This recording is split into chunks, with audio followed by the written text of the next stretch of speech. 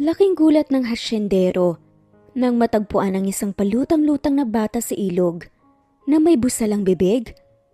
Pero nang ihatid niya ang bata ay halos mapaiyak siya nang malaman kung sino ang ina nito. Habang nagsusulat si Robert ng listahan ng mga naibenta niya ngayong buwan, nagulat siya sa malakas na katok at napagbuksan niya ang humahangos na si Marcelo. Pinagpawisan ito na naghahabol ng hininga. "Anong nangyayari sa'yo?"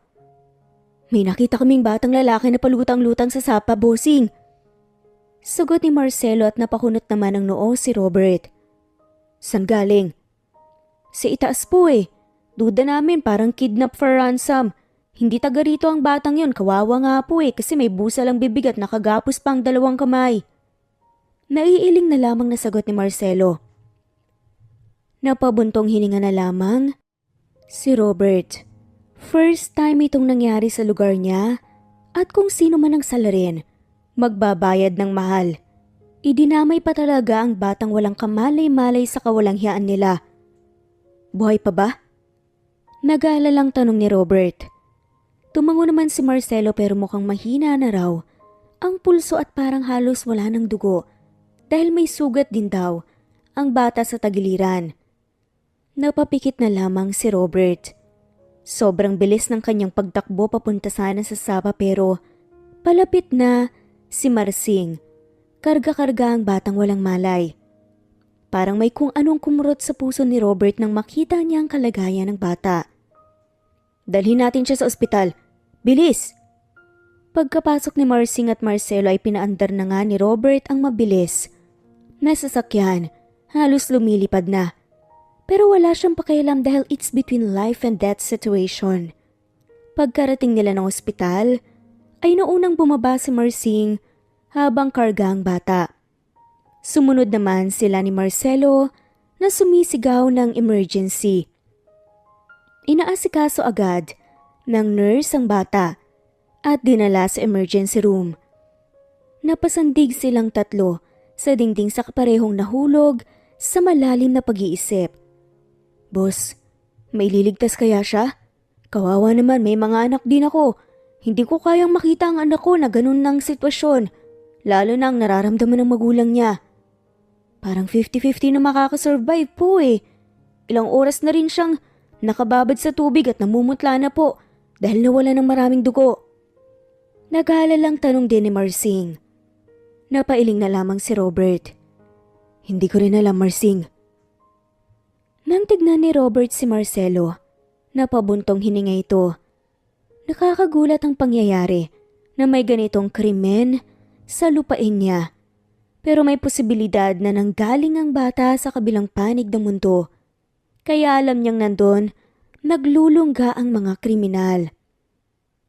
"Anong gagawin natin, bossing?" tanong ni Marcelo. Agad namang inutusan ito ni Robert na i-report sa pulis. Tumango naman si Marcelo. 4 na oras ang nakalipas bago nakausap ni Robert ang doktor.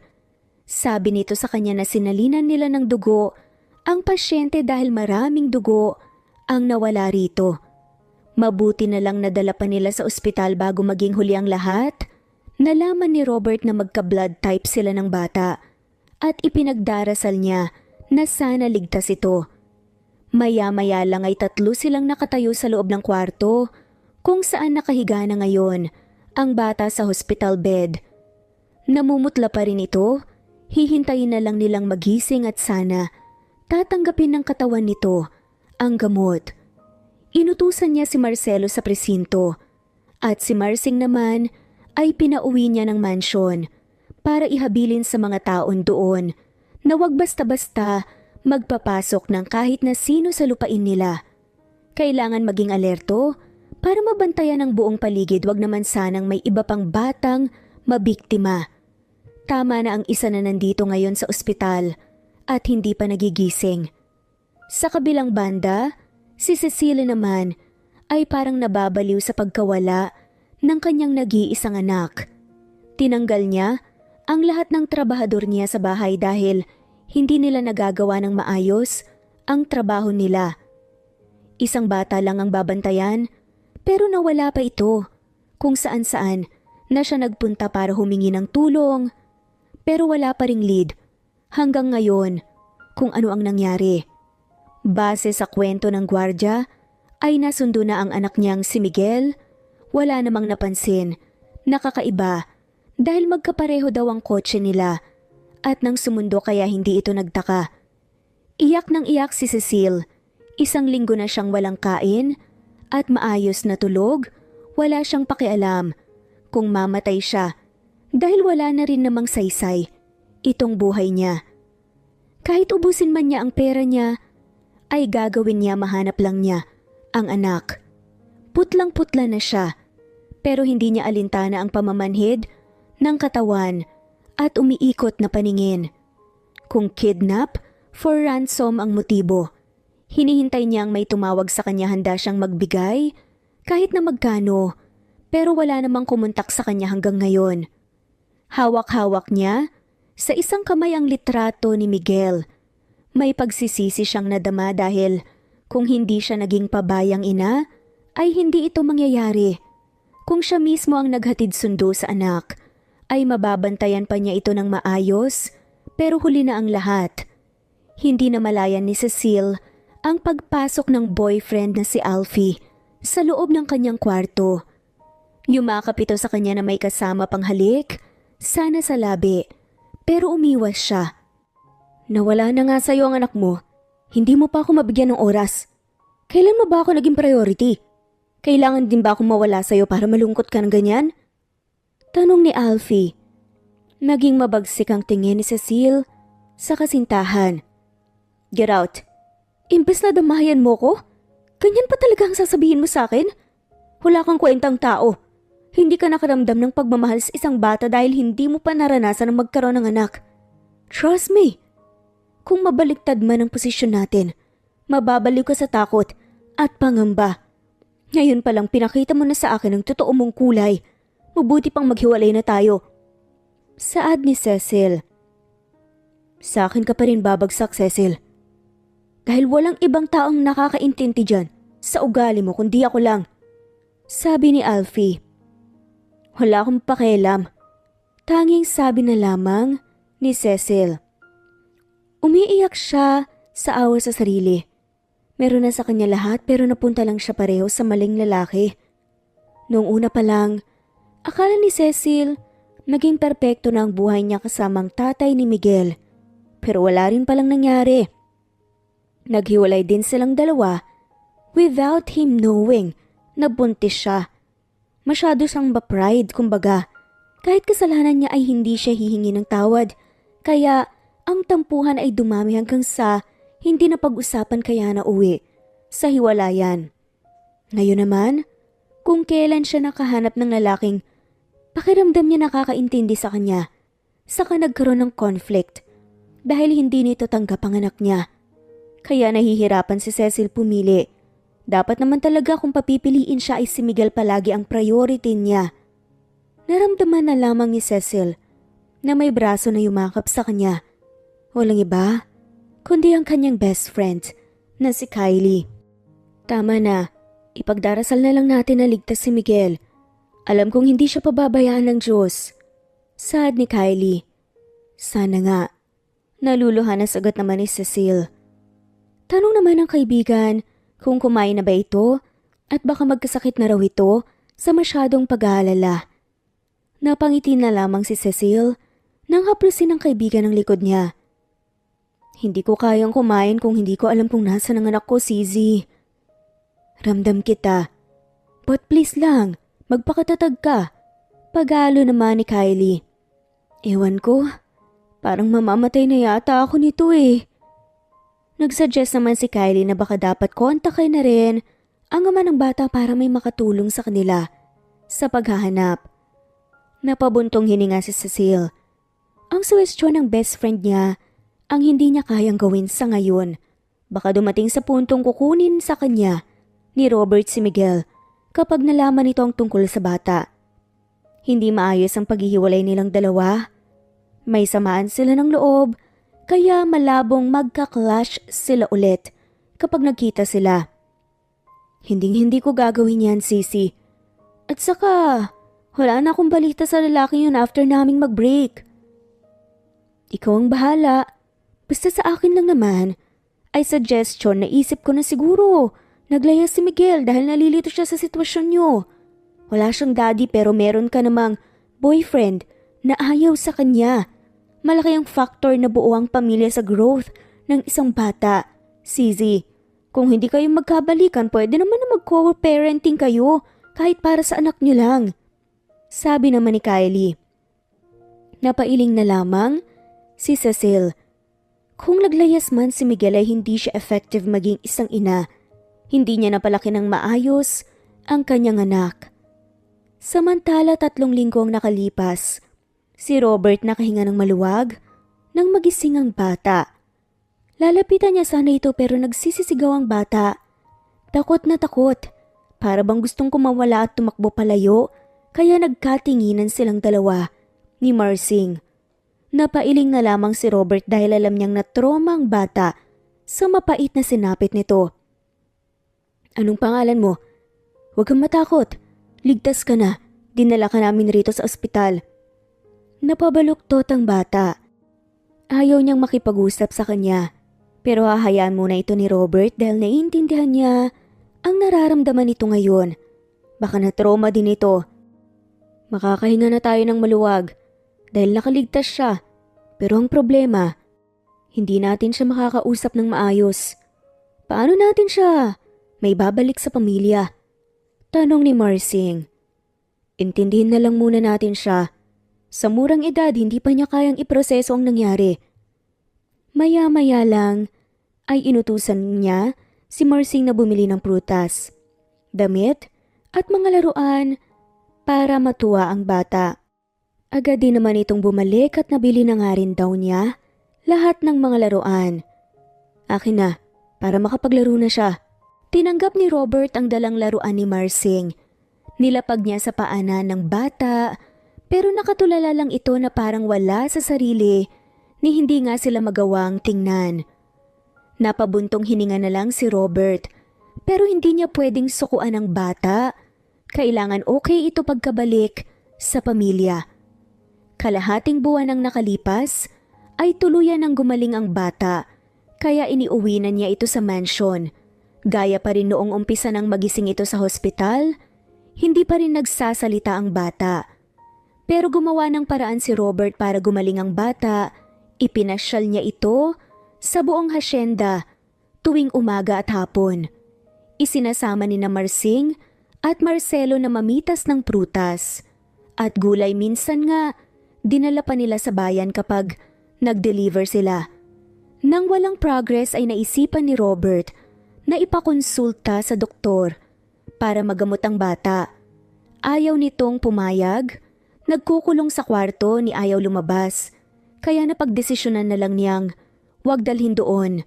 Sa mga araw na lumipas ay napapansin niya na ngumingiti na ang bata, bumalik na ang kulay nito. Isang araw, habang may ginagawa siya, sa loob ng kanyang opisina, ay pumasok ang bata dahil nakabukas ang pinto. Salamat po. Miguel nga po pala. Napangiti si Robert. Nang gustong makipagkamay ng bata sa kanya, tinanggap naman niya ito. Ako naman si Robert de Guzman. Pwede ba kitang tawaging daddy? Wala po kasi ako nun eh. Nakangiting sabi ni Miguel. Okay lang. Siya nga pala, nasan nga pala ang daddy mo? Naggibit balikat naman ang batang si Miguel at hindi raw niya alam kung nasan ang daddy niya. By the way, ano nga palang pangalan ng mommy mo? Para kung sakaling gusto mo nang umuwi, alam namin kung saan kaya hatid. Cecil Ramirez po. Sagot ni Miguel. Natigilan si Robert. Nang marinig niya ang pangalang binanggit ni Miguel, ay isang tao lang ang pumasok sa isip niya. Walang iba kundi ang ex-girlfriend niya. Iisa lang ba ang mga ito o iba? Maraming magkapangalan sa buong mundo, kaya hanggat wala siyang nakikita katibayan, ay ayaw niyang mag-jump into conclusion. Naisip ni Robert na magpa-DNA test silang dalawa ni Miguel para masagot ang kanyang pagdududa. Isang buwan siyang naghintay sa resulta at masaya siya sa nalaman na siya nga ang ama ni Miguel. May anak silang dalawa ng dating kasintahan. Pagkakuha niya ng resulta at matingnan ito ay dali-dali siyang umuwi ng bahay at hinanap agad si Miguel. Nang makita niya ito sa may lanay, ay niyakap niya nang mahigpit ang anak. Kahit hindi nito alam ay ipinakita niya ang DNA, sabay sabing, "Ako ang daddy mo. Tignan mo mabuti. Positive ang resulta." Kahit nalilito pa at hindi pa masyadong naiintindihan ang mga nangyayari, sagot nga nang nakangiting si Miguel. Talaga po? Masaya po akong makilala ka, Daddy. Hindi ko po ito ine-expect. Salamat sa Diyos. Nagtagpo ang landas natin. Puntahan po natin si Mommy at sabihin po natin sa kanyang good news po na to. Suwestyon naman ni Miguel. Tumangutang naman si Robert. Kailangan talaga nilang mag-usap ni Cecil. Nang araw ding yun ay umalis sa asyenda si Robert dala, si Miguel. Papunta sila ng Maynila. Samantalang si Cecil, nanlalaking mga mata sa gulat. Nang pagpasok niya ng bahay, ay si Miguel ang nakita niyang nanonood ng cartoons sa TV. Patakbong lumapit si Cecil sa anak at niyakap ito ng sobrang higpit na may kasamang paghikbi pa. "Thank God, umuwi ka na anak ko." "I miss you po, Mommy," sagot ni Miguel. "Sobra din kitang na-miss. San ka ba kasi nagpunta ha? Buti na lang talaga umuwi ka ng safe." Ngumiti si Miguel sa kanya. Ayaw maniwala ni Cecil na kinidnap ang kanyang anak dahil wala man lamang tumawag sa kanyang kidnapper para humingi ng ransom. Nang biglang sabi ni Miguel, "Kasama ko po si Daddy." Sabi ni Miguel. "Ha?" Gulat na gulat si Cecil. Nang matuon ang tingin niya, sa pinto ng kusina ay nandun si Robert. Nakasandig naman at seryosong nakatitig sa kanya. Samantalang si Robert hindi malaman ang mararamdaman at halos mapaluha na lang. Nalipat naman ang tingin ni Cecil sa kaibigan na nasa loob ng kusina. Tahimik lang din ito pero palipat-lipat ang tingin sa kanya at sa dating boyfriend. Sadyang mapaglaro talaga ang tadhana. Akalain mong kay Robert napadpad si Miguel at curious siya kung bakit nag-meet ang mag-ama. At nagtaka din siya kung saan nalaman ni Robert na anak nilang dalawa si Miguel. O father figure lang ang turing ng bata sa ex-boyfriend pero this way ay hindi siya pwedeng magsinungaling. "Dito ka muna sa kusina kasama ng tita mo, anak. Mag-uusap lang kami ng mommy mo." Seryosong saad naman ni Robert. "Sige po, Daddy." Nakasunod lang si Cecil sa kilos ng anak habang papasok ng kusina. Siya naman ay tahimik lang na naupo sa sofa. "Maupo ka, Cecil. Mag-usap tayong dalawa. May anak pala tayong dalawa pero hindi ka man lang nag-reach out sa akin. May sama ka ba talaga ng loob sa paghihiwalay natin dati? Wala ka ng chance na magsinungaling pa sa akin because DNA tests don't lie anyway." Nilapag ni Robert sa ibabaw ng mesa ang isang brown envelope. Kahit hindi niya tignan ang resulta, ay alam niyang positive ito. "We didn't broke up in good terms. Kaya siguro maintindihan mo ko. At saka, nakaya ko naman siyang buhayin along the way ah. Pero, napapabayaan mo rin siya. Hindi siya mapapadpad sa poder ko if you took care of him that much. Nakidnap ang anak natin, Miss Cecil. Inanod siya sa may sapa nang makita siya ng mga tauhan ko sa asyenda. May busal ang bibig, nakagapos ang dalawang kamay. And the worst thing is, may saksak siya sa bandang tagiliran dahilan para masalinan siya ng duko. All I thought, hindi siya makakasurvive. Nang dalhin ko siya sa ospital, luckily, nagising siya. Pero na-trauma si Miguel. Iyak siya ng iyak, sumisigaw, at hindi kami kinakausap. Our son experienced cruelty in this young age. Next time, be mindful na kailangan talaga first priority ang anak kesa sa ano paman. Iyak nang iyak si Cecil. Pagkatapos niyang marinig lahat ng nangyari tungkol sa anak nila, hindi niya ma-imagine ang takot ng bata noong mga panahong yun. Napayuko na lamang siya dahil partly malaki ang pagkukulang niya at kasalanan dahil naging pabaya siyang ina. Iniasa na lang siya. Humingi siya ng sorry kay Robert at nagpasalamat na rin for saving their son's life and for taking care of him. Mabubulok talaga sa kulungan ang gumawa nito sa anak natin. Dinamay pa talaga nila ang batang walang kamalay-malay. Nai-report na sa pulis ang nangyari. Hihintayin na lang natin ang resulta ng investigasyon. Tumango si Cecil.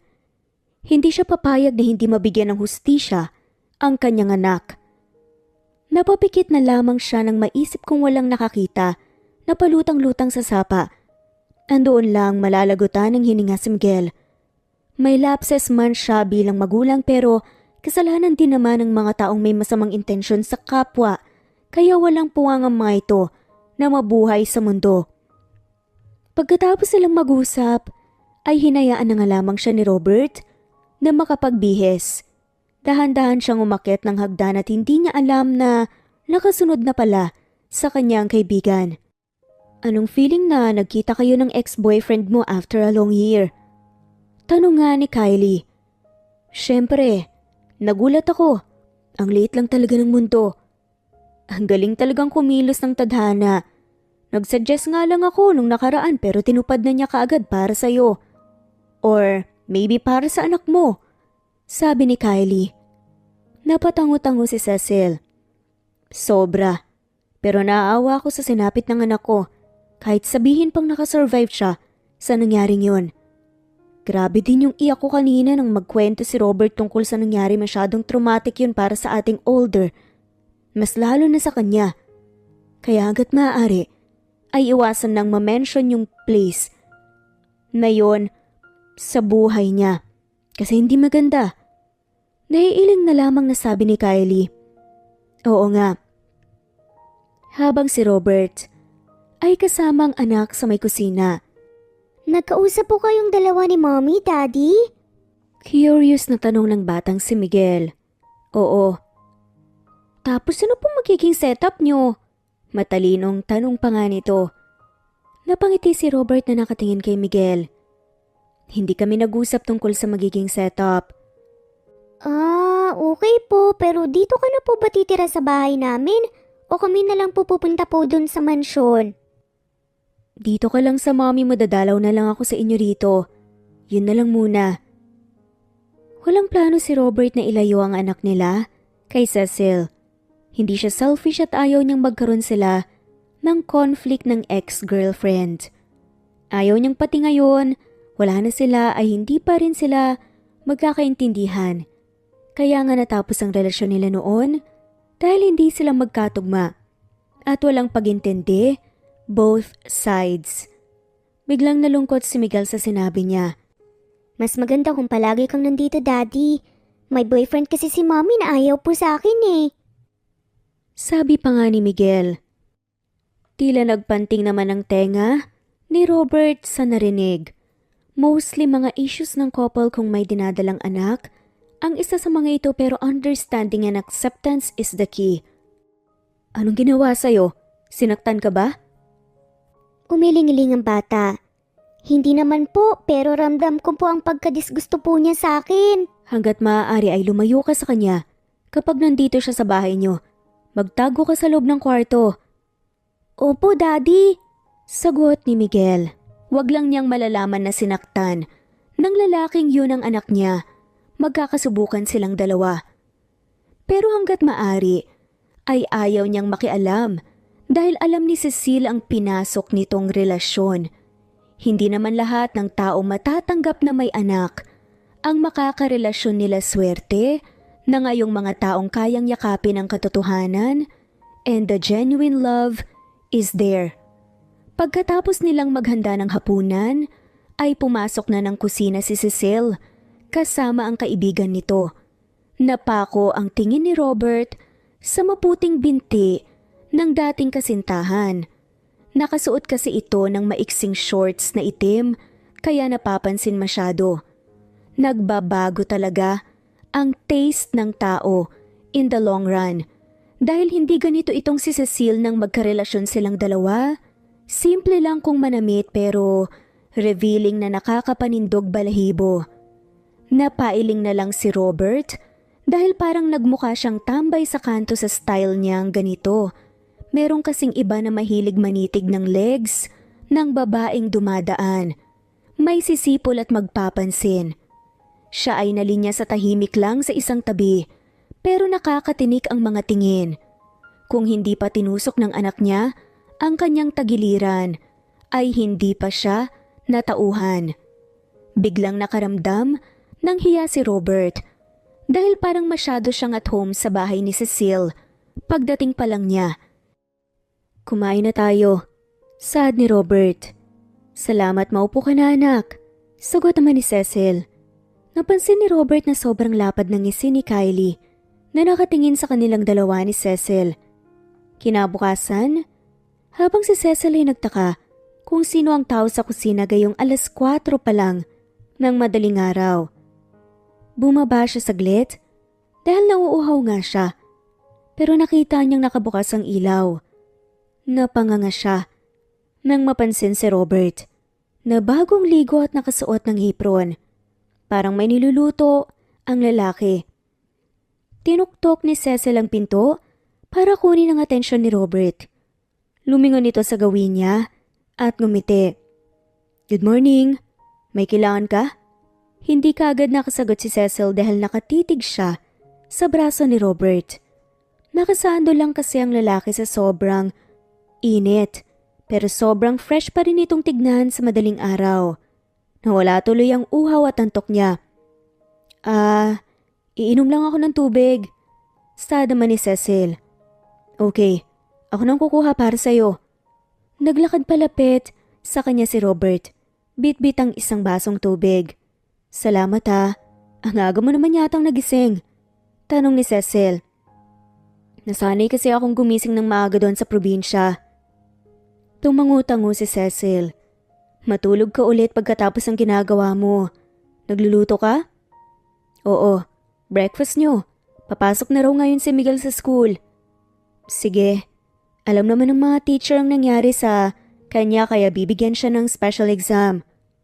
Tumango si Robert, sabay-sabing mabuti. Nang maubusan sila ng sasabihin sa isa't isa, kaya nagkatitigan na lang sila. Nang ilang minuto si Cecile, ang unang bumasag sa katahimikan at nag-excuse na babalik na sa kanyang kwarto. Samantalang si Robert ay lumabas na ng kusina pagkatapos niyang magluto. Tumambay muna siya sa sala at nagpapahinga.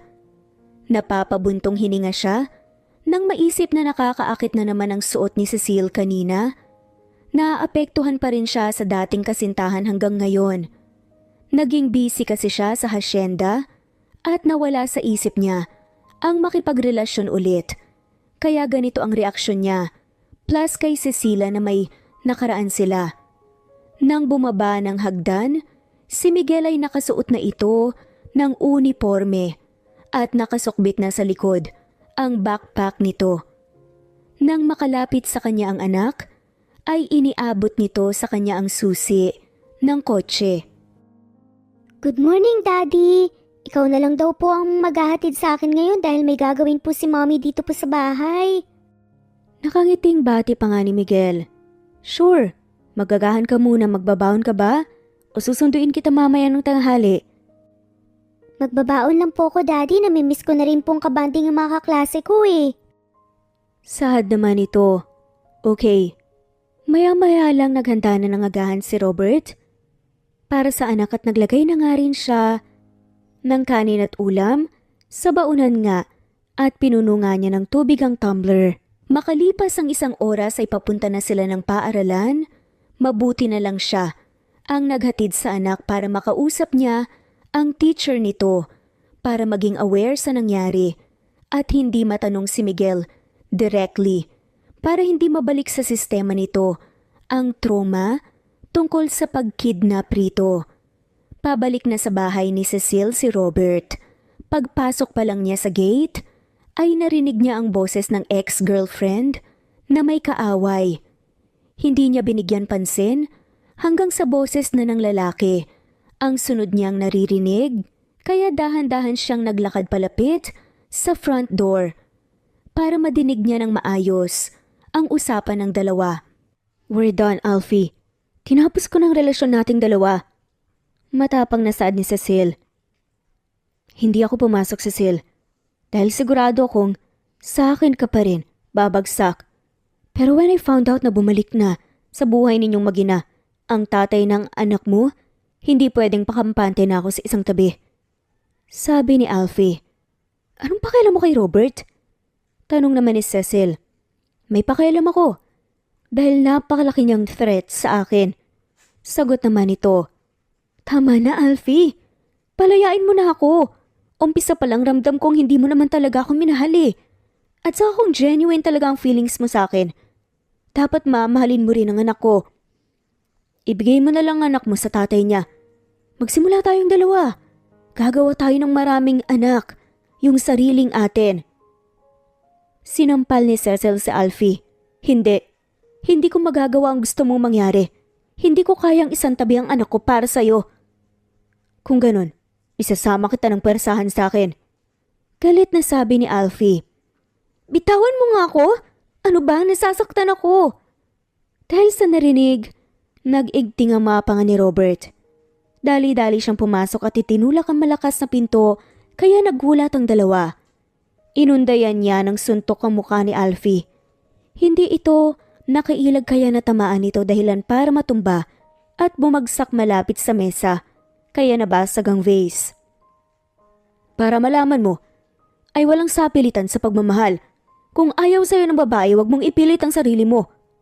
Matapang na sa adaman ni Robert. "Pakialamera mo." "Ikaw din. Huwag kang makialam dito dahil issue namin to." Pasigaw na sabi ni Alfie. Sagot naman ni Robert. "Hindi ako nakialam until you are pursuing her para sumama sa'yo. Masyado yung foul. Parang hindi ka lalaki sa lagay na yun ah." Nagpalitan sila ng suntok ni Alfie. Hindi nakailag si Robert ng 2 beses kaya natumba siya sa may sofa. Narinig pa nga niya ang sigaw ni Cecil para patigilin sila, pero hindi siya nakinig. Gusto niyang ilabas ni Alfie ang gigil nito sa kanya dahil alam niyang nagsiselos ito sa kanya kaysa naman ang babae ang saktan nito. Pero mas napuruhan niya ng sobra si Alfie. Kung hindi umawat sa kanila si Cecil, ay hindi pa sila tumigil. Naiyak na nga ang babae kaya naaawa na nga rin siya. "Hindi pa tayo tapos. Babalikan kita," sabi ni Alfie. Napahiling na lamang si Robert. Tumahimik na lamang siya habang tinitignan si Alfie na nagmamadaling lumabas ng bahay. Nang wala ng lalaki, napahilot sa sentido si Cecil. Sa kadahan-dahang naupo sa sofa. "Pasensya na sa nangyaring gulo rito. Nasira pang mga gamit mo. Hindi ko kayang nakikita kang ginagano ng isang lalaki. Hindi mo deserve yun." Masuyong saad ni Robert kay Cecil.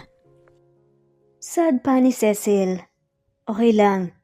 I'm tired with his outbursts. Hindi ko na kayang ma-handle pa siya." "Hayaan mo na siya, Cecil. As long as hiwalay na kayong dalawa. At sana hindi na kayo magkabalikan pa." Nang marinig yun ni Cecil, nakita na nga lamang niya ang reaksyon ni Robert. Nang makita ni Cecil ang duguan niyang bibig, ay umalis ito sa pagkakaupo sa sofa. Pagbalik ng babae, ay may dala na itong bulak saka betadine. Mataman lang, nakatitig si Robert sa ex-girlfriend na seryosong ginagamot ang sugat niya hanggang sa napako ang tingin niya sa labi nito. Napapalunok na lang siya dahil parang gusto niyang damhin ang bibig ni Cecil. Napabuntong hininga si Robert, nagmamagandang loob na nga ito, pinag-iisipan pa niya ng hindi maganda. "Nakakatakot kang magalit.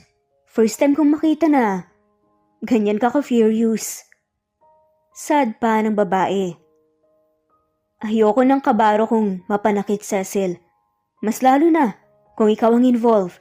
Next time, be vigilant. Sa pagpili ng lalaking mamahalin, pwede ba yun? Nagala lang saad pa nga ni Robert. At tila napatuloy naman ang puso ni Cecil. Ngumiti naman si Cecil sa kanya kaya kitang-kita niya ang maputi at pantay nitong ngipin. Nang matapos ay ibinalik na ng babae sa lalagyan ang bulak at betadine. Pagbalik nito ay may bit-bit ng dustpan at walis. Agad siyang tumayo para tulungan ang babae pero natapilok siya. Kaya natumba siya kay Cecil. Ang resulta, dalawa silang natumba mabuti. Nalang naalalayan niya ang babae. Nagkapalit sila ng posisyon siya. Ang sa ilalim at nakapatong sa kanya si Cecil. Kusang nagkalapit ang kanilang mga tingin at mas lalo ang labi nilang parang uhaw na uhaw sa halik ng isa't isa. Hindi alintana ni Robert ang bigat ng babae at nawala na lang bigla ang sakit ng likod niya na tumama sa sahig. Nagtagal ang halikan nila ng ex-girlfriend ang ilang minuto hanggang sa si Cecil na lang ang una bumitaw at nagmamadaling umalis. Na-realize yata ng babae ang nagyari kaya napayuko itong umakyat ng hagdan. Naiwan na lang si Robert na nakahiga sa sahig at napapailing tumayo na siya para linisan ang nasirang base. Dahil sa nangyari ay nalimutan niyang kunin si Miguel sa eskwelahan bandang hapon. Nagulat na lang siya nang pumasok sa loob ng bahay ang anak kasama ni Kylie. Lumapit sa kanya si Miguel at nagmano pero napakunot ang noo nito na nakatingin sa sugatan niyang bibig. Hindi nagsalita si Robert dahil hindi pwedeng ma-involve ang isang bata sa isyu ng matatanda. Sumenyas siya sa anak na pumunta na sa kwarto nito at magbihis. May nangyari ba dito sa bahay na nakalimutan niyong sunduin si Miguel sa eskwelahan? Nagtatakang tanong ng kaibigan ni Cecil na si Kylie. Sagot naman ni Robert. Nagpunta rito si Alfie kanina. Naabutan ko siyang kinaladkad si Cecil palabas ng bahay, kaya nagkasuntukan kami. Iba talaga ang ugali ng lalaking yun. Komento ni Kylie. Nakipaghiwalay na kasi si Cecil sa kanya at hindi siya pumayag. Napatitig naman sa kanya si Kylie. Baka iisipin ng babaeng ito na siya ng dahilan wala naman siyang kinalaman sa hiwalayan ng dalawang iyon. Habang si Cecil ay hindi makamove on sa halikan silang dalawa ni Robert kanina, parang naging flash sa bilis ang labi nilang nagkatagpo at nagtukaan. Sa sobrang lalim ng pag-iisip niya, ay hindi niya namalayan si Kylie na pumasok sa loob ng kwarto. Naupo sa ibabaw ng kama, bandang paanan niya. Mabuti na lang naisipan kong daanan sa eskwelahan si Miguel. Kung hindi, naghihintay siya sa wala doon. Sagot naman ni Kylie. Salamat Sisi ah. Hindi ako makamove on sa suntukan ng nitong dalawa eh. Sino bang matutuwa sa ganun? Hiniwalayan mo si Alfie, syempre iisipin niya na si Robert ang dahilan. Pero at the same time, alam mo happy talaga ako dahil mas bagay kayong dalawa ni Robert. Nakaiting sabi naman ni Kylie. Sobrang lapad ng naging ngiti ni Kylie sa kanya. Napangiwi na lang siya at sinapak ito ng unan. Nagkasapakan silang dalawa. Ang ending, tawa sila ng tawa. Alam mo may issue ka, matagal na kaming hiwalay noon. Kahit wala pa si Robert dito no. Robert is out of the picture. Nakakahiya din dun sa tao. Hindi ka naman kasi nag-open sa akin tungkol dun eh. At kay Robert ko pa talaga nalaman. Napairap na lamang ang kaibigan nitong si Kylie. Daming nilang napapag-usapan ni Kylie bago ito nagpaalam na pumasok sa loob ng kwarto nito. Noon pa talaga sila magkasama nitong best friend niya dito sa bahay niya. Hindi kasi taga Maynila si Kylie. Salta lang ito dito. Dahil sa trabaho bilang isang medtech. Nakahinga ng maluwag si Cecil dahil hindi nagtagal ang best friend sa loob ng kwarto niya bago pa niya ma-share rito ang naging halikan nila ni Robert. Ayaw lumabas ng kwarto niya si Cecil dahil hindi niya alam kung paano harapin ng normal ang lalaki. Affected kasi siya masyado sa naging halikan nilang dalawa dahil hindi aksidente ang nangyari kundi kagustuhan nila. Isang linggo ang nakalipas ay talagang iniiwasan ni Cecile si Robert hanggang sa nagulat na lang siya na pag-uwi niya ng bahay isang hapon ay wala ang lalaki. Nagmamadali siyang nagbihis at lumabas sakto namang may isang lalaking dumating sakay ng motorsiklo. Kaya napakunot ang noo ni Cecile kasi binati siya at nagpakilala. Magandang hapon po, ma'am. Judas nga po pala. Escariote ba ang apelyido mo? Tanong ni Cecil. Natatawang lalaki dahil sa tanong niya. Iba din ang trip ng magulang nito sa dami ng pangalan na pwedeng gamitin ay Judas pa talaga. Pero bumawi naman sa itsura dahil gwapong lalaki. Siya nga po pala, security guard niyo po ako mula ngayon, sabi ni Judas. Naguluhan naman si Cecil dahil hindi naman siya naghahanap ng security. Si Sir Robert po pala ang naglagay sa akin sa role na to. Bale, nagpalit lang po kami kasi umuwi po siya ng mansyon at ako po munang magbabantay daw sa inyo. Paliwanag ni Judas. Magkaibigan kayong dalawa? Tumango si Judas at proud na sinabi na halos lahat naman ang kaibigan ni Mr. Robert dahil mabait itong tao. Okay, pero hindi ko naman kailangan ng bodyguard eh. Baka daw po bumalik rito yung ex mo. Nag-aalala po si Sir. Sagot ni Judas at tila may humaplos sa puso ni Cecil. Hindi na nagsalita pa si Cecile. Wala siyang magagawa dahil nandito si Judas sa bahay niya. Hindi naman pwedeng paalisin niya ito. Nakakahiya naman kay Robert. Gayong concern lang naman sa kanya ang lalaki. Pagdating ni Kylie kasama si Miguel, ay napatitig ang best friend niya kay Judas. Napansin niya ang biglang nag-lock, ang tinginan ng dalawa na para bang may unawaan na. Masama siyang best friend kung puputulin niya ang kaligayahan nito. Pero kasi ang sakit nila sa mata, tumikhim si Cecile para kunin ang atensyon ni Kylie. Napangisi siya dahil nahiya ang babae nang magkatinginan silang dalawa, kaya nagmamadali itong pumasok sa loob ng bahay. Sumunod naman silang dalawa ni Miguel na magkahawak kamay. Si Judas naman ay naiwan sa labas ng bahay para magbantay. Dumiretso sila sa kusina para magluto ng hapunan nila. Umuwi pala ng probinsya ang daddy mo? Opo, nagpaalam naman po siya sa akin tapos babalik naman daw po siya kagad. Sagot ni Miguel. Yes, hindi siya nagpaalam sa iyo dahil nire-respeto niya ang pananahimik mo. Baka kasi daw nabigla ka lang sa pakikipaghiwalay mo kay Alfie, sabi ni Kylie. Nagawa pang sangkalan ng break-up nila ni Alfie pero ang totoo ay ang halikan naman nilang dalawa ang dahilan noon. Thankful ka naman po na umuwi si Daddy sa probinsya dahil na-meet mo po si Tito Judas, Ninang. Medyo naguluhan ako sa pangalan niya. Buti na lang hindi naman po naging Satanas. Nakaiting sabi pa ni Miguel. Natawa na lamang si Cecil. Agad na tinakpan ni Kylie ang bibig ni Miguel. Ikaw talaga? Baka marinig ka niya eh. Hindi naman niya kasalanan na ganun yung pangalan niya. Sawayin ni Kylie. Hindi nga niya alam kung anong ire-react. Sorry po, Ninang. Hinging paumanhin na nga lamang ni Miguel. Pagkatapos ng usapan, ay busy na sila sa pagluluto ng hapunan nila. 2 linggo ang nakalipas ay hindi pa rin bumabalik si Robert. Hindi din siya nagtanong kay Judas dahil nahihiya siya. Naging masaya sa bahay niya dahil love team na nabuo ni na Judas at Kylie. Napasimangot na lang siya.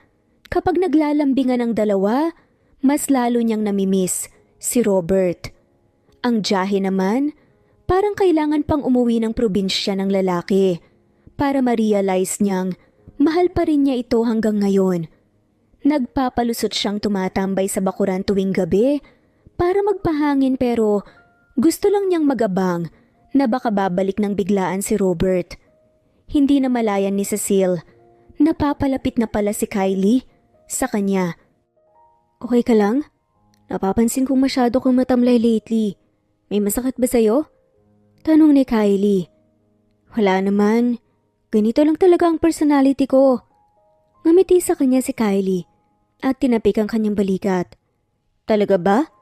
Bakit ka pa nagsisinungaling kung kitang-kita naman ang ebidensya? Nagkakaganyan ka lang nang magsimulang wala na rito sa bahay si Robert. Okay lang naman umamin at walang masama dun, di ba? Ano, mahal mo na ba ulit? Tanong pa ni Kylie. Na-corner na si Cecil. Wala nang rason pa para makapagdanay pa nga siya ngayon. Napabuntong hininga na lamang siya at napatingin sa kawalan. Hindi naman nawala ang pagmamahal ko sa kanya, Sisi eh. Pero baka pinagtagpo lang kami para sa anak namin. Pero hindi ang magkabalikan pa. Bakit mo nasabi yan? Diyos ka ba? Hindi mo mapredik ang fate ng tao. Malay mo, kayo pala ang partner doon sa nakasulat sa libro ng buhay. Sabi ni Kylie. Wala akong masabi. Magpahinga ka na lang. Baka bukas babalik na yung si Robert dito. Pampalubag loob ni Kylie. Napairap na nga lamang sa kanya si Cecil. Sa kabilang banda tumambay muna si Robert sa veranda at nagpapaantok.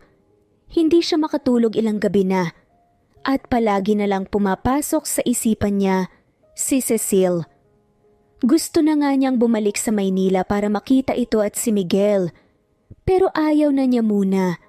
Mag-iisip muna siya kung tama bang ipursu niya ulit ang babae o hahayaan na lang niya itong makahanap ng isang taong magmamahal rito ng totoo. Pero sa isiping, yun ay parang bumigat ang loob niya. Mahal niya ang ex-girlfriend, sobra. Kaya sana pagbigyan siya ng tadhana na magkaroon ng chance na maging better person para sa babae. Nag-update naman si Judas sa kanya at kung babalik daw siya doon, ay hiniling nito na wag na siyang pabalikin rito dahil ayaw nitong iwanan si Kylie. Type kasi ng lalaki ang best friend ni Cecile. Mabuti pa si Judas, masyadong malakas ang loob siya naman ay dinadaga kung kailan tumanda siya. Nakapagpaalam na siya kina Marsing at Marcelo na sila muna ang bahala rito sa hasyenda dahil babalikan niya ang pamilya niya doon. Pumayag naman ang dalawang matanda kaya kampante siyang may maiiwan rito. At hahayaan na lang muna niya si Judas. Naghahanap pa yun ng love life. Sa mga sumunod na araw ay napagdesisyonan na ni Robert na bumalik na ng Maynila. Nag-promise kasi siya sa anak na hindi siya magtatagal rito. Inihanda na nila ang dadalhin niyang mga prutas at gulay doon. Kakapitas pa lang kanina, kaya presko at ang sarap kainin. Makalipas ang 3 oras ay nasa Maynila na si Robert. Papauwi na siya ngayon sa bahay ni Cecile. Excited siya. Para siyang padre de pamilya na nagmamadaling umuwi para makita ang mag-ina niya. Pagkahinto ng kotse niyang dala sa tapat ng gate ni Cecile, ay agad bumaba si Robert. Nakangiti namang lumabas ng gate si Judas. Lumapit sa likod ng sasakyan at isa-isang ibinaba ang mga dala niya. Ang sabi ng lalaki ay mag-isa lang daw itong naiwan dito sa bahay. Kapag hapon naman ay ito ang susundo kay Miguel sa eskwelahan. Pagpasok ni Robert sa loob ay it felt like home. Na-miss din niya ang tumira rito. Pagkatapos maipasok ni Judas ang dala niyang gulay at prutas ay bumalik na ito ulit sa labas. Nahiga muna sa sofa si Robert para ma-stretch ang kanyang likod masakit kasi sa layo ng naging biyahe niya. Habang si Cecile naman ay parang ayaw niyang umuwi ng bahay kaya sinadya niyang magpahuli na lumabas ng opisina. Gagala na lang muna siya ngayon sa mall bago umuwi. Nandun naman si Judas para sunduin si Miguel sa eskwelahan. Bandang 5:00 ng hapon ay nagulat si Cecile dahil nadatnan niya si Robert na nakasandig sa kotse katabi si Miguel. Lumuntag ang puso niya sa tuwa nang makitang lalaki. Hindi niya napigilan ang sarili na tumakbo palapit sa lalaki at niyakap ito ng sobrang higpit. Narinig niyang tumawa si Robert at gumanti rin ang yakap sa kanya ang lalaki. Sad na lamang ni Robert. Hindi masyadong halata na sobra mo akong namiss ah. Napahalakak na lamang si Cecil. Wala siyang pakialam kahit asarin pa siya nito. Huwag kang maingay. I miss you too. Sumakay ka na. Mag-arcade daw muna tayo. Kailan ka pa dumating? Kaninang 10:00 ng umaga. Ang dami kong dalang prutas at gulay na fresh from the farm. Salamat ah. Makatipid na kami ng gastos. Pwede naman na ako na. Bahala sa mga gastusin sa bahay dahil obligasyon ko naman yun. Maghatid na lang tayo sa gastos para sa anak natin. Para hindi masyadong nakakahiya. Hindi mo naman kailangan mahiya. Okay lang talaga sa akin. Nang makapasok silang lahat, ay agad na nagmaneho si Robert. Si Cecil naman nakangiti habang pasimpleng nakatingin sa ex-boyfriend. Nahiya siya nang bigla siyang hawakan ni Miguel at ngumisi ito sa kanya. Kanina pa pala siya tinitignan ng anak. Daddy, kailan ka pa mag-aasawa? Pangungulit muli ni Miguel. Napangiwi na lamang si Cecil dahil parang sinasadya ng anak ang tanong nito sa ama. Siya naman ay biglang natakot sa possibility na mag-asawa ng iba si Cecil. Ready na ba ang mommy mo na mag-asawa? Parang naluluon ni Cecil ang dila sa sinabi ni Robert, lalo na nang nginitian siya nito ng sobrang tamis. Nang tignan niya si Miguel, masaya ito. Ibig sabihin si mommy po ang gusto mo pong maging asawa? Paniniguradong tanong nga ni Miguel. Of course. Maghahanap pa ba ako ng iba kung nandyan naman ang mommy mo? Hindi nakaimik si Cecil. Ayaw niyang umasa na siya ang gusto ni Robert. Dahil baka nagbibiro lang ito. Pagdating nila, kung saan ang arcade ay sobrang saya ni Miguel, isa-isa nitong tiningnan ang mga laro na gusto nitong subukan. Nagpartner ang mag-ama, samantalang si Cecil naman ay ngumingiti na nakatingin sa mag-ama. Habang si Robert ay nakikita niya si Cecil na nakangiti habang nakatingin sa kanila. Hindi siya nagbibiro kanina nang sabihin niya sa anak na si Cecil ang gusto niyang maging asawa. Tahimik lang ang babae pero alam niyang nag-iisip din ito. Nang si Miguel na ang sumuko sa paglalaro sa arcade, ay naisipan na nilang umalis. Salamat, Daddy. Pati rin po sa iyo, Mommy. Masayang masaya po talaga ako dahil kompleto pa tayo. Sabi nga ni Miguel. Dalawa sila ni Cecil na inakbayan si Miguel. Nag-enjoy ka ba? Tumangutang ang bata. San mo naman gustong pumunta ngayon? Uwi na po tayo, Mommy. May gagawin pa po akong homework eh. Tumango naman sila ni Cecil. Dumaan muna sila sa restaurant bago umuwi para bumili ng lutong ulam. Sa bahay na sila kakain para makasalo nila si Judas at Kylie. Pagdating nila ng bahay, ay nasa bakuran si Kylie at Judas nakaupo habang nag-uusap. Ang sweet pa ng dalawa na nagtitigan ni hindi ang mga ito nahihiya sa kanila. Saan ka galing anak? Nag-arcade po kami, Ninang. Sa susunod tayo naman po nila Tito Judas doon. Hanggang sa inaya na nga silang kumain nila Judas dahil nakapaghain na nga sila. Excited naman ang bata. Umaliwalas naan ang mukha ni Judas. Inabutan niya ito ng isang buwang sahod. Hindi naman pwedeng si Kylie ang gagastos sa maging date nila. Bago umalis si Judas, ay nagpatulong muna siyang magpalagay ng mesa at 3 upuan sa bakuran dahil doon sila maghapunan ni Cecil kasama ni Miguel. Habang si Cecil naman ay napapailing na nakatingin kay Kylie na kanina pa ito nagpaikot-ikot sa harap ng salamin sa loob ng kanyang kwarto. Ang tagal nitong matapos sa pagpapaganda pero kanina pa ito hinihintay ni Judas. Uy, yung kasama mo kanina pa hinihintay. Saglit lang Sisi, parang hindi ako satisfied sa looks ko eh. Sabi nga ni Kylie. Hindi na mababago yan kahit na anong gawin mo. Pwera na lang kung magpaparetoke ka. Napatawa pa nga ito. Alam mong sama mong best friend. Sumuporta ka naman kahit ngayon lang. Naiiling na sabi ni Kylie. Maganda ka naman. Hindi mo na kailangan pa mag-makeup ng sobra.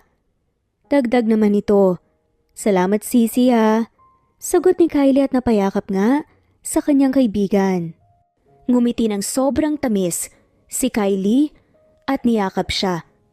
Maya-maya lang ay umalis na si Kylie, kaya nagmamadaling nagbihis si Cecile at sumunod sa best friend niya pababa ng hagdan, pero hindi niya naabutan ng babae. Si Robert ang nakita niya na pumasok sa loob ng bahay. Wala ka na bang gagawin? Tanong ni Robert. Wala na. So, kumain na tayo, doon na lang sa labas para mahangin. Napangiti si Cecil. Tawagin ko lang si Miguel. Sige. Buhay ko. Natigilan naman si Cecil dahil binanggit ni Cecil ang tawagan nila noon. Napabuntong hininga na lang siya. Ayaw niyang umasa pero sana maging totoo ang gusto niyang mangyari. Kumatok siya sa pinto ng kwarto ni Miguel. Bumukas naman at lumabas ang anak kaya sabay na silang dalawa na bumaba ng hagdan dahil tapos na itong gumawa ng assignments. Paglabas nila ng bahay ay nakahanda na ang pagkain sa mesa. Ngumiti naman si Robert na ipinaghila sila ng upuan. Inaasikaso sila ni Robert hanggang sa makakain sila. Napapangiti si Cecile at ganado ang kanyang kain. Sa sobrang busy niya ay hindi man lang niya naisip na gawin ito noon ang kumain sila dito sa labas. Pasimple lang na nakatingin si Cecile kay Robert. Nang makita niya muli ang lalaki kanina ay parang lahat ng lungkot niya ay nawala. Nilantakan ni Cecile ang mga prutas na dala ni Robert. Panghimagas sobrang sarap at tamis, kaya mapapadami ang kain niya nito. Parang gusto kong pumunta sa probinsya doon sa hacienda mo. Ako mismo mag-harvest ng mga to. Pwede naman. Sabihan mo lang ako kung kailan ang day off mo. At walang pasok itong si Miguel. Sige. Sa sumunod na linggo ay nakahinga naman ng maluwag si Cecile. Dahil hindi na siya ginugulo ni Alfie, ingat na ingat nga siya kapag lumabas dahil baka bigla na lang siyang sunggaban ng lalaki at dalhin sa kung saan. Isang buwan ang nakalipas ay nagkaroon ng pagkakataon si Cecile na pumunta ng probinsya doon sa hacienda ni Robert. At para na rin sa samahan nila ng dating boyfriend, ay sobrang sweet na nila ngayon. Wala namang sinasabi ang lalaki kung ano ang pwede nilang gawin o magbalikan ba sila. Kusa na lang itong nangyari sa pagitan nilang dalawa. Ayaw din niyang magtanong dahil baka na-misinterpret lang niya ang mga ikinikilos ng lalaki. Sumama na rin sa kanila si Kylie dahil parang ayaw na nitong mahiwalay kay Judas. Iba talaga ang galawan ng mga taong ganon. Napangiti na lang si Cecile dahil for the first time ay nagmahal ang best friend niya. Mabait naman din kasi si Judas. Magkasama silang tatlo ni Miguel at Robert. Si Kylie naman ay nakaangkas sa motorsiklo ni Judas. Gamit lang naman ito ang nasa sasakyan nila. Bumili din si Cecile ng maraming pasalubong para sa lahat ng trabahador. Sa hacienda kung ano-ano na lang ang binili niyang pagkain at mga gamit. Masaya ka ba? Masuyong tanong ni Robert. Oo naman. Salamat. Hinaplos ni Robert ang mukha niya, kaya napahilig siya sa balikat nito. Ang sarap lang sa pakiramdam na nagkakaintindihan na sila ngayon, na walang label kaysa noong magkarelasyon silang dalawa. Sigurado naman na mag-enjoy ka doon. Marami bang binata doon? Tila nanloloko pa na saad ni Cecil. Naging seryoso ang mukha ni Robert. Nagmamaneho na ito at hindi siya pinansin. Hindi pa ba ako sapat para sa'yo, Cecil? Bakit naghahanap ka pa ng iba? Dahil ba sa wala akong sinasabi, ha? Napakagatlabi na lamang si Cecil. Mali yata ang pagkakaintindi ng lalaki sa sinabi niya. Sinubukan niyang hawakan ito pero umiwas nga si Robert na tila nagtatampo. Ano ka ba? Pinaprank lang naman kita eh. Pwes, hindi maganda ang biro mo. Sorry na. Panunuyo naman ni Cecil kay Robert. Nakarating sila ng probinsya. Nawala silang imikan ni Robert kahit na nang nakarating na sila ng hacienda. Nagulat si Cecile dahil pagpasok nila sa loob ng mansyon ay may handaan palang nakahanda para sa kanila. Tuwang-tuwa naman ang mga ito, mas lalo na ang dalawang matanda na makita. Si Miguel ulit sabay paniyakap ng mga ito, ang anak niya nagmano naman ang bata. "Namiss ko po kayo mga lolo," masayang sabi ni Miguel. "Kami din, kaya tuwang-tuwa kami sa pagpunta mo ulit." Sagot naman ni Marcelo. "Kamusta ka na? Mas gwapo ka ngayon ah," tanong ni Marsing. Napangisin na lamang si Miguel. "Okay lang po, siya nga po pala ang mommy ko po," sagot ni Miguel. Ngumiti naman ang dalawa sa kanya. Nagpasalamat ng marami si Cecile sa mga ito dahil inaalagaan ng anak noon. Pagdating naman ni Judas ay nalaman niyang tatay pala nito si Marsing. Nahihiya namang nagmano ang best friend niya. "Duda akong maiiwan dito sa hasyenda si Kylie, hindi na makakabalik ng Maynila." Makalipas ang isang oras ay naupo na silang lahat para kumain. Pinagsilbihan naman sila ng kasambahay. Naghugis puso ang mga mata ni Cecile sa dami ng pagkain na nakahanda sa mesa. Nang gumabi ay hindi niya nakita si Robert. Si Miguel naman ay naglalaro sa labas kasama ang mga bata doon. Si Kylie ay wala na nga siyang balita. Sumama yata ito kay Judas sa bahay ng lalaki. Kakatapos lang niyang magbihis at tinanap niya ang lalaki kung saan ito nagpunta. Hindi pa rin kasi siya pinapansin kaya naiinis siya.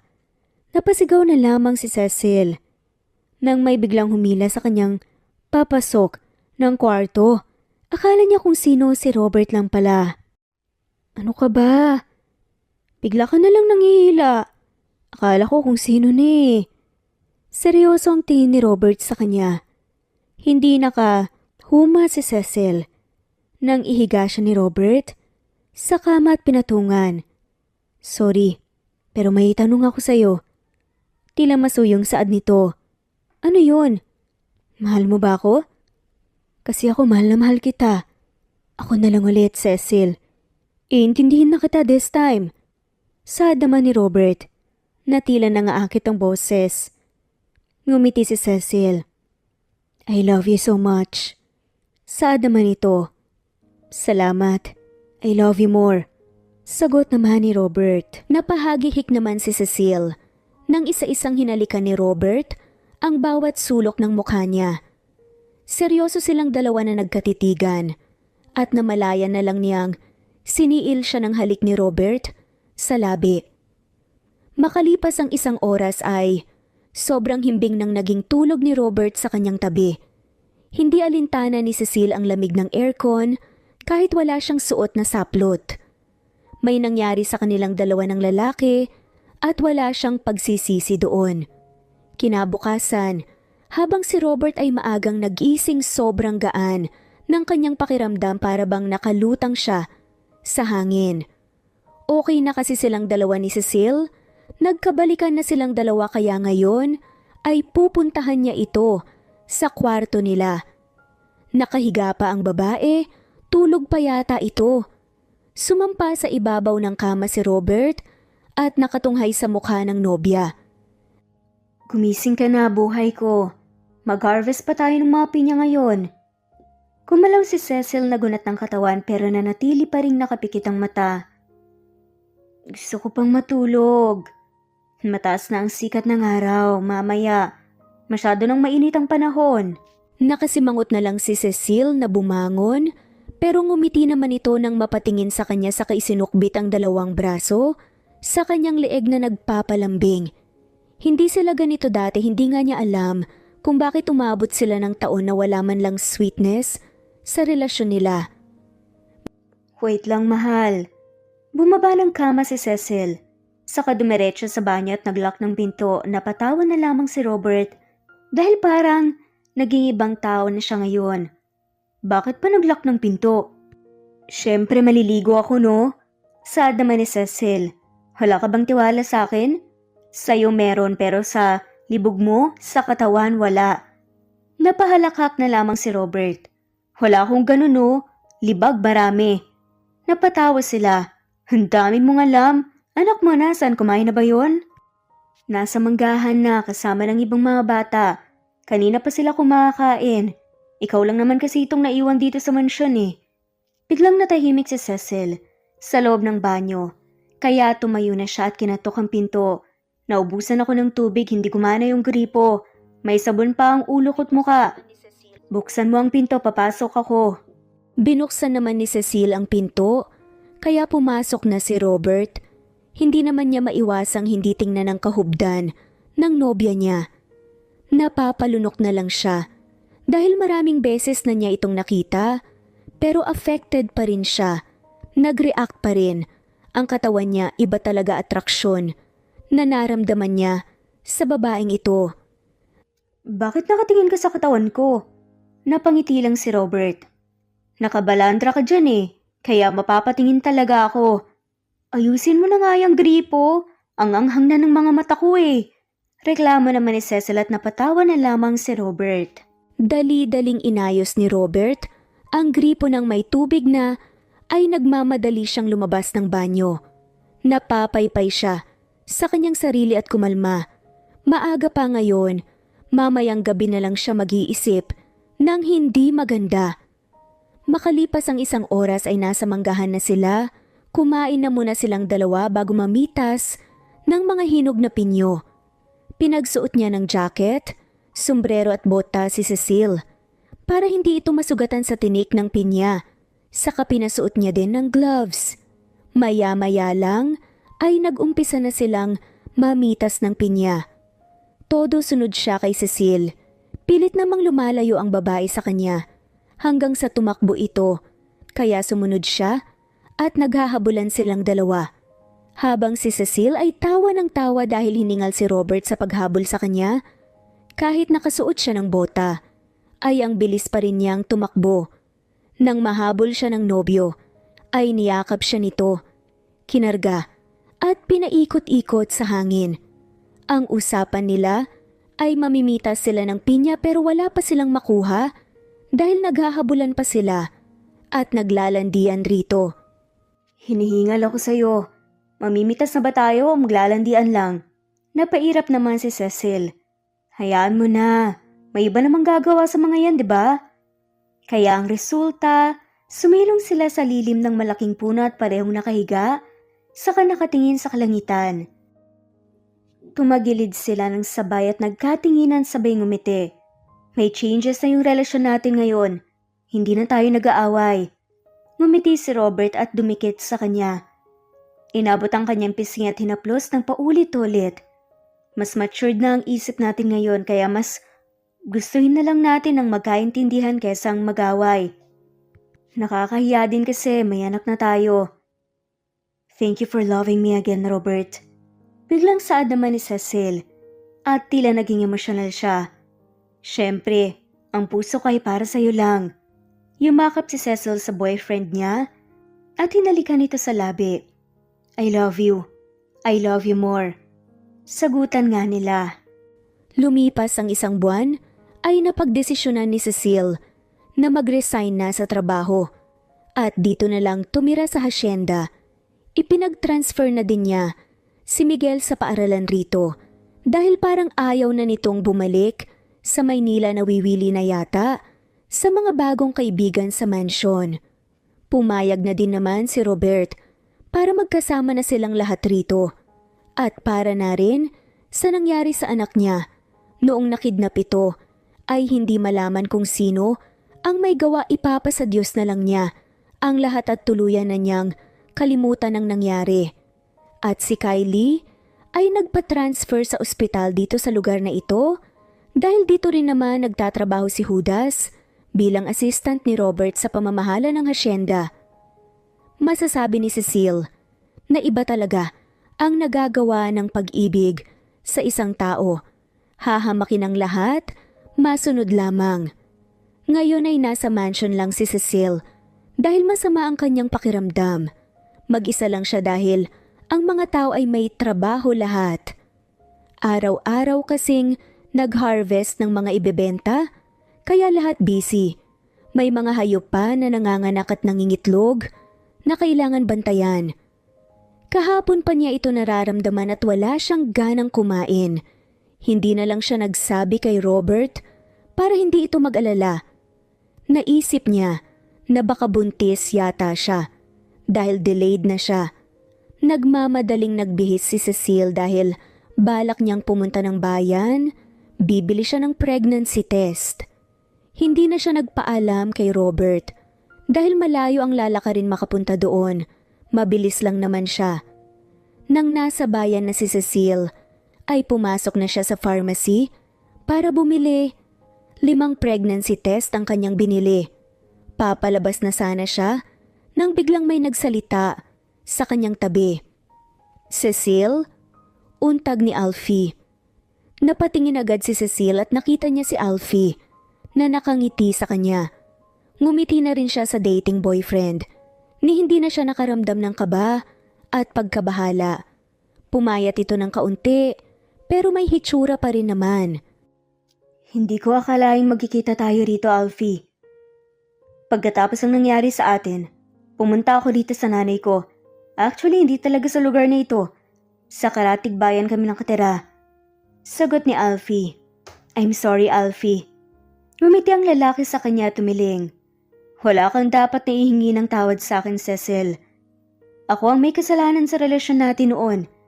Hindi ko napahalagahan. Mas minahal mo pa nga ako. Kaya maraming salamat at sorry din sa nangyari noong huling tayo nag-usap. Sabi ni Alfie. Okay lang yun. Kamusta ka na pala? I'm married, Cecil. At magiging tatay na ako. Masayang balita ni Alfie. Masaya si Alfie at iba nakita pa nito sa kanyang suot nitong singsing. Talaga? Congratulations! Good luck sa fatherhood! Salamat. Iyakap mo na lang ako kay Miguel. Namimiss ko na siya. Sabi ni Alfie. At nagkamayan pa sila. Nagkamayan silang dalawa ni Alfie. Bago sila natapos sa pag-uusap, ay nakilala niya ang misis nito, si Myrna. Magkamukha ang dalawa, mabait ang babae at maganda masaya si Cecile, na at last, nahanap na rin ni Alfie ang para sa kanya. Alam niya na kaya sila nagkahiwalay dahil may nakatadhana para sa lalaki na magmamahal rito ng totoo. Pagdating ni Cecile ng mansion, ay nasa sala si Robert. Tahimik ito na parang hindi siya nakita, siguro pagod lang sa trabaho. Hindi ka nagpaalam na umalis. May plano ka palang pumunta sa bayan. Mabilis na lang naman ako doon. Talaga? Bakit pa ayaw mong maniwala? Kunot noong sabi ni Cecil. Hindi naman talaga ka panipaniwala eh. Kunot noo ulit ito na napangisi. Ano bang nangyayari sa'yo? May problema ba tayo? Seryosong mukha ni Robert habang nakatingin sa kanya. Nakita kitang kausap ang ex mong si Alfie. Ano? Anong namamagitan sa inyo? Nakanganga na lang si Cecile. Kung alam pa niyang ganito ang mangyayari, ay hindi na sana siya nakipag-usap kay Alfie. Ikaw ang mahal ko. At saka aksidente lang kaming nagkita ng lalaking yun doon. May asawa na nga siya at kasal na tapos pag-iisipan mo ko ng ganyan. Magiging tatay na nga rin siya. Basta ka na lang kasing umalis, sana lumapit ka na lang doon. Ewan ko sa'yo. Hindi bebenta ang palusot mo. Tampu-tampuhan na saad pa ni Robert. Napailing na lang si Cecile. Akmang lalapitan niya si Robert kaya lang umiwas ito, susundan pa sana niya ang nobyo nang biglang sumakit ang ulo niya. Umiikot ang paningin sa kabiglang natumba. Samantalang si Robert ay natataranta ng mahimatay si Cecile. Dali-dali niya itong kinarga palabas ng mansion at pinasakay sa sasakyan. Ano kayang nangyayari sa nobya niya? Ngayon niya pinagsisisihan kung bakit pinapairal niya ang kanyang pagseselos. Sino bang hindi may relasyon ang dalawa dati? Kaya inis na inis talaga siya. Pagdating nila ng ospital, ay nagmamadali si Robert habang karga si Cecile. Sinalubong agad sila ng nurse at dinala niya ang nobya sa emergency room. Maya-maya lang ay isinama na siya ng nurse sa kwarto na inuuko pa ni Cecile. Hindi pa nagising ang babae, kaya hinarap niya muna ang doktor. Kaya hinimatay ang misis mo. Dahil buntis siya, sir. Iwasan ang ma-stress at kailangan palaging happy lang si mommy para healthy din si baby. May re-reseta naman kaming mga vitamins para sa kanya. Napangiti na lamang si Robert. Masayang-masaya siya na marinig ang balitang ito. Magiging daddy na nga siya ulit. 2 na ang anak nila ni Cecil. Maraming salamat po, Doc. Pagkaalis ng doktor, ay naupo si Robert malapit kay Cecil. Nakahawak siya sa kamay ng nobya at hinintay ito ng magising. Napahilot na lang siya sa sentido. Kung alam niyang buntis ito, ay hindi niya ito aawayin. Isasantabi niya ang kanyang selos. Nang magising si Cecil, ay agad napatayo si Robert at nilapatan ito. Nasa ospital pala ako? Tanong ni Cecil. I'm sorry, hindi ko na uulitin ang magalit sa'yo. Hindi na ako magseselos. Napabuntong hininga na lamang si Cecil. Ang tanda mo na para magselos. Nakakahiya ka. Napangisi na lamang si Robert. Buntis ka pala, mahal. Tapos hindi mo man lang nasabi sa akin? Napailing si Cecil. Hindi ko rin alam eh. Kaya nga ako pumunta sa bayan para bumili ng pregnancy test tapos inaway mo pa ako. Hinalikan na lamang ni Robert ang noo ni Cecil at niyakap. Sorry na. Hindi na pwedeng maulit yun na. Ma-stress kami ni baby. Sad pa nga nito. Hindi na ako papayag. Lugi ako dahil may nadagdag na sa pamilya natin. Magtino ka na. Napabuntong hininga na lamang si Robert. Maling-mali talaga siya. I love you, buhay ko. Nagsusumamong saad nito. Ngumiti si Cecil. I love you too, buhay ko. At madadagdagan pa tayo ng isang buhay. Tinutukoy ang anak. 2 linggo ang nakalipas ay nakalabas na ng ospital si Cecil. Napagdesisyonan ni Robert na magpa-party sa mansion para sa incoming baby nila at proposal na rin para sa nobya. Hindi na siya makapaghintay para maging asawa for life ang babae. Ang sarap sa feeling na sabay silang tatanda at makakasama ang kanilang mga anak at apo. Habang si Cecil ay hindi masyadong lumalabas ng kwarto dahil masama ang kanyang pakiramdam. Hinahatiran lang siya ng pagkain ni Robert. Kahit nga ang pagpapakain sa kanya ay ito pa ang gumawa, alagang-alaga siya dahil parang nililipad ito sa hangin sa sobrang tuwa. Maya-maya lang ay bumukas ang pinto at pumasok ang kanyang best friend na sobrang lapad ang pagkakangiti sa kanya sabay yakap. Congratulations, Sisi. Ako kaya kailan? Sabi ni Kylie. Inumpisahan mo na bang gumawa? Napahiling na lamang si Kylie at napahalakhak. Hindi pa nga eh. Kasal muna siguro bago mag-anak para sigurado. Sagot ni Kylie. Napangisi na lamang si Cecil. Natatakot ka ba? Ako nga nakadalawa na eh. Hiya na lang talaga ni Robert. Pag hindi pa talaga niya ako pinakasalan, umiikot ang matang sabi naman. Nagkatawanan silang dalawa ni Kylie. Bandang gabi ay napagdesisyonan nila na lumabas ng kwarto dahil pareho silang nagutom. Nagkatinginan silang dalawa ng best friend niya dahil nakarinig sila nang naggigitara sa labas. Sabay silang dalawa ni Kylie na lumabas at nagulat si Cecil na may party sa labas.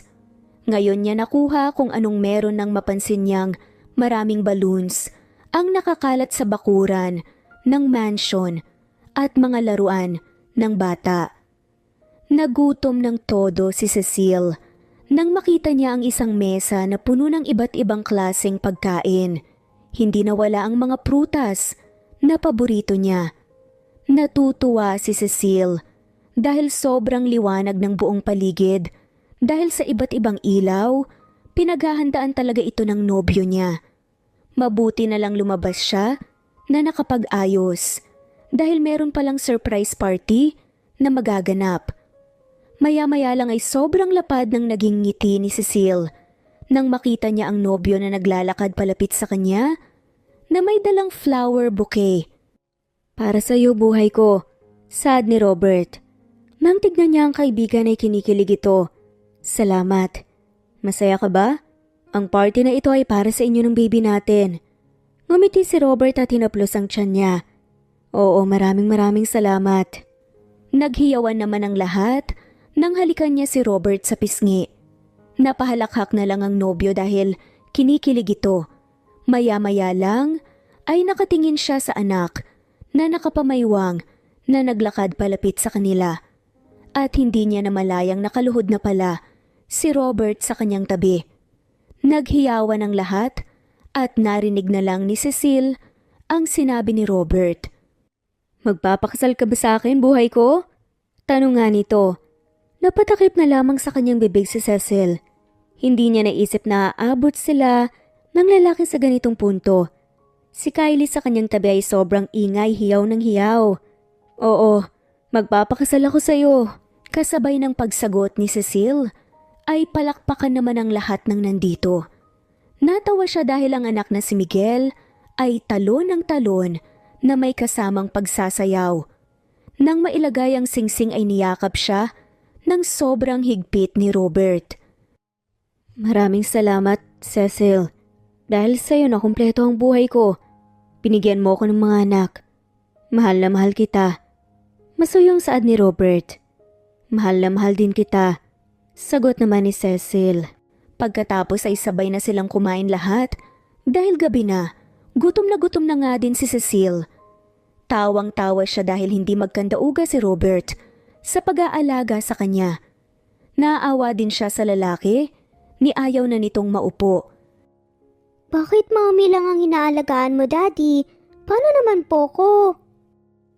Tila may himig pa nga ng pagsaselos na sabi ng batang si Miguel. Natawa na lamang si Robert kasi parang nagtatampo talaga ang anak. Napangisi rin si Cecile. Nang makita ang reaksyon ni Miguel, nalukot ang mukha nga nito at parang natutuwa. Inuna naman kita kanina.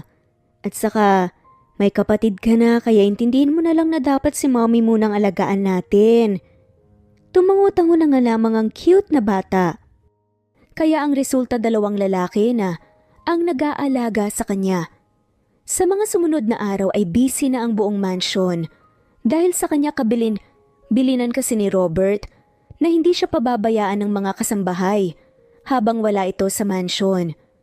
Nahihiya din si Cecile dahil okay lang naman siya at kaya niya ang kanyang sarili.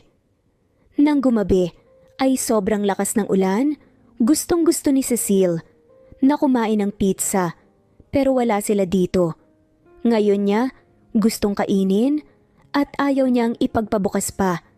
Tiningnan niya si Robert pero sobrang himbing ng tulog nito kaya lang gusto niya talagang kumain.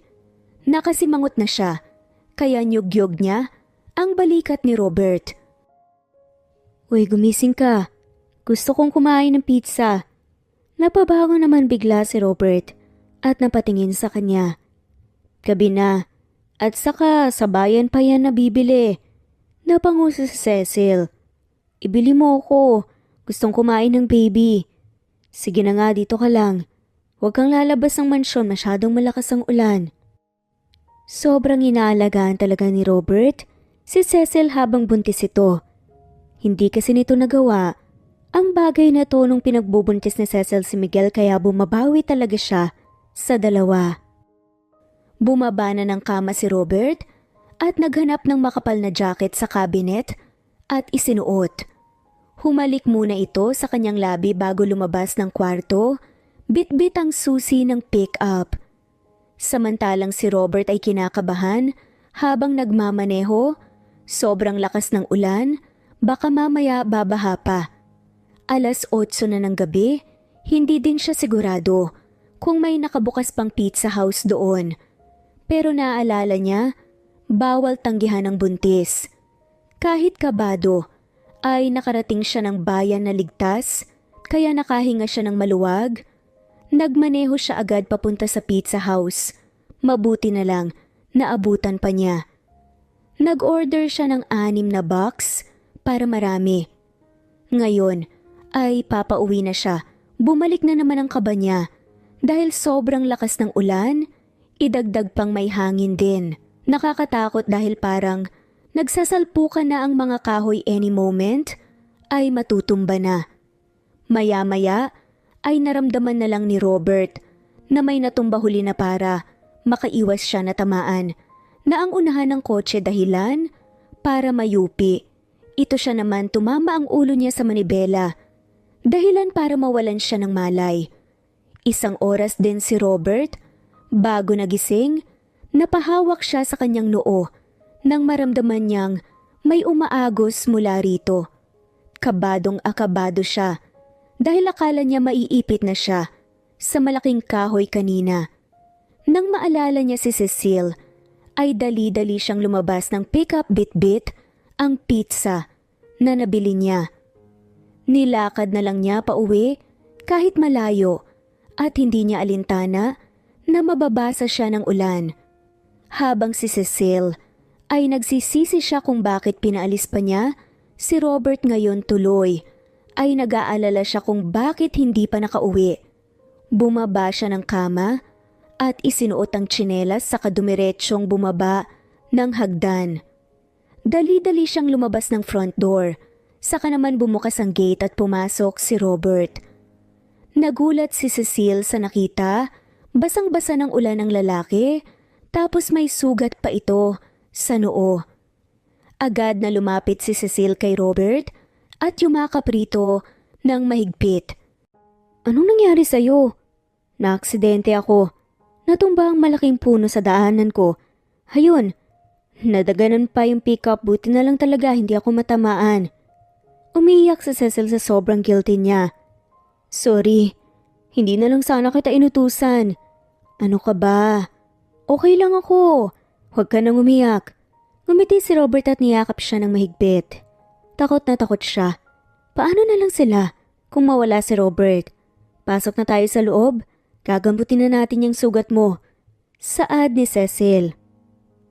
Magkaakbay na silang dalawa na pumasok sa loob ng mansion. Habang si Robert ay nakaupo na ngayon sa ibabaw ng kama, giniginaw siya matapos niyang magbihis at nagamot na rin ang sugat niya. Nakatingin siya ngayon kay Cecile na nakayuko lang habang kumakain ng pizza, ni hindi siya inaya na dalawa sila. Takot na takot siya kanina. Akala niya katapusan na niya yon, pero hindi pa pala. Ayaw niya munang mawala sa mundo, marami pa siyang pwedeng gawin. Magpapakasal pa silang dalawa ni Cecile. Makalipas ang 9 na buwan, hinihintay nila ang panganganak ni Cecile. Ang gusto nito ay manganak muna bago sila magpakasal, kaya hindi na lang niya pinilit kahit gusto niyang makasal na sila. Nakahanda na ang papeles nila at nakapagrehistro na rin sila. Ang kulang na lang ay ang exact date kung kailan, pero ngayon ang buwan na mag-give birth si Cecile. Todo bantay siya ngayon, baka sasakit na ang tiyan nito. Pero wala pa naman. Idagdag pang araw-araw masama ang panahon. Laging umuulan, parang may bagyo yata. Isang maulan na gabi ay napapansin ni Robert na gumagalaw si Cecile. Pabiling-biling ito sa higaan at hindi mapakali kaya nilapitan niya ito. "Okay ka lang? Manganganak na yata ako, Robert." "Ha? Ganun? Relax ka lang, baka madisgrasya tayo." "Huwag kang mag-isip ng negatibo. Sandali lang, tatawagan ko lang si Judas. Papunta rito." "Ang lakas kasi lang ulan, baka madisgrasya tayo." Makalipas ang 1 oras ay papunta na sila sa ospital. Kandong niya si Cecile at ang nagmamaneho ay si Judas. Kasama naman nila si Marcelo at si Marsing. Gustong sumama ni Miguel pero hindi siya pumayag kaya naiwan ito sa kasambahay. Ibinalita na rin niya kay Kylie kaya naghihintay na ito doon sa hospital. Pagdating nila ay kinarga niya agad si Cecile. Papasok, lumapit na rin si Kylie at tinulungan sila pati nurses. Saka ipinasok na ang babae sa delivery room. Sumunod na rin sila Judas, bitbit ang gamit ni Cecile at ng bata. Kabadong-kabadong si Robert, ngayon lang siya natatakot sa buong buhay niya. "Relax ka lang. Hindi naman nila pababayaan si Cecile sa loob," sabi ni Kylie. Tumango naman siya nang tapikin ng babae ang balikat niya. Ilang beses siyang huminga ng malalim para pakalmahin ang sarili.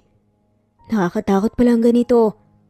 Nagtawanan ng dalawang matanda dahil sa sinabi niya. Hindi pa talaga matatapos dito ang kaba mo kung gusto mo pang mag-anak ng marami, boss. Saad na nga lamang ni Marsing. Napangisin na nga lamang si Robert. Dagdagan mo pa, bossing. Natatawang pagsingit ni Marcelo. Saka na lang muna. Si Judas naman ang susunod. Tumawa naman si Judas. Kasal daw muna sir bago anak eh. Saad naman ito. Humalakhak si Robert. Gusto rin namang maging sigurado ni Kylie. At wala namang masama sa ganun. Pakasalan mo na kasi. Makalipas ang isang oras, nanganak na nga si Cecil. At babae naman this time. Kaya nakahinga ng maluwag ang dalawa. Ay, ayoko na muna ang mga anak. Ikaw na muna. Okay na kami rito. Saad naman ni Cecil nang bisitahin nga siya. Tumawa si Kylie at humilig sa balikat ni Judas. Naiwan silang dalawa ni Cecil sa loob.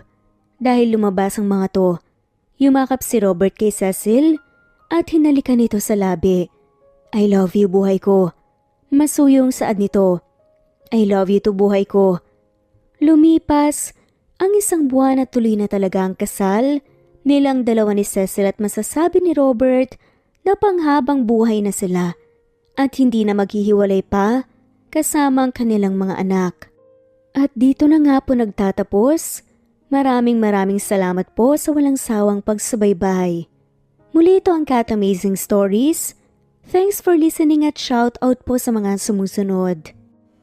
Veronica Briseño, Violeta Murillo, Teresita, Teresa Bulie, Christine Flores, Nesbeth Hanaban, Flor Salvalion, Kuwait, Raquel Labay, Kuya Atok, Lani Pardillo, Eva Violeta, Presbyteros Rose, Amy Regalado, Teresita, Pres Cavilla Havana, Precious, Lilian Naubebe, Eli Evangelista Anderson, Marziel Arcilias, Rosemary Palaganas, Rose Martinito, Ding Liege, Alexa Gomez, Jomira Bueno,